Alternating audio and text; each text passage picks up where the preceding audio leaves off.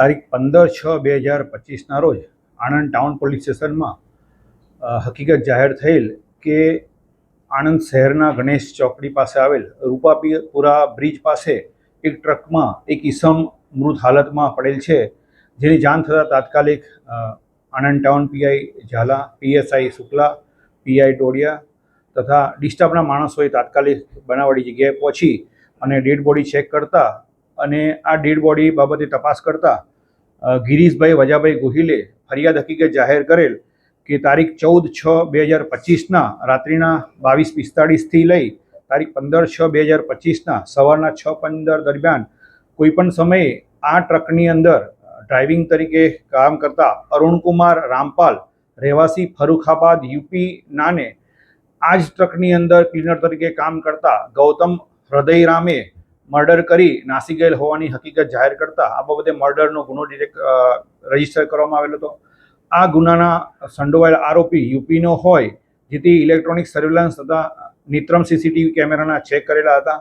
આરોપી રાત્રે પોતાના જ ડ્રાઈવરને મર્ડર કરી નાસી ગયેલો હોય, ગુનાવાળી જગ્યાથી જે જગ્યાએ ગયેલો તે જગ્યાના નેત્રમના સીસીટીવી કેમેરાના ફૂટેજ મેળવી તેનો ફોટોગ્રાફ્સ અને મેળવવામાં આવેલો, તેમજ ઇલેક્ટ્રોનિક સર્વેલન્સ હાથ ધરતા આરોપી મહારાષ્ટ્ર થઈ, મધ્યપ્રદેશ થઈ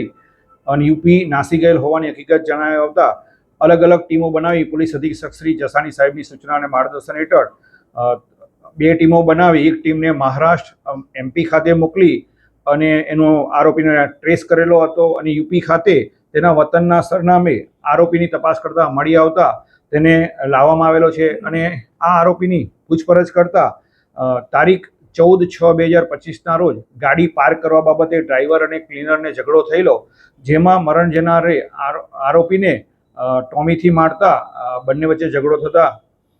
ગાડીમાં મૂકેલી જે ટોમી અને લોખંડનો સળિયો છે તે મરણ જનાર અરુણકુમારને મારેલ હોવાની હકીકત જાહેર કરતા આ ગુનાના કામે આરોપી ગૌતમ હૃદયરામ લોધી રાજપૂત રહેવાસી ચાચુપુર 30 રામકી મળિયા ફરુખાબાદ યુપીને એરેસ્ટ કરવામાં આવેલો છે અને ગુનાના કામે ઉપયોગ કરેલ લોખંડનો સળિયો તથા ટોમી કબજે કરવામાં આવેલો છે. આમ ગુનામાં સંડોવાયેલ આરોપી જે મહારાષ્ટ્ર, એમપી અને મધ્યપ્રદેશ અને યુપીમાં જઈ અલગ અલગ ગયેલ હોવા છતાં તાત્કાલિક આણંદ ટાઉનની અલગ અલગ ટીમો બનાવી આરોપીને 3 થી 4 દિવસમાં અટક કરવામાં સફળતા મળેલ છે.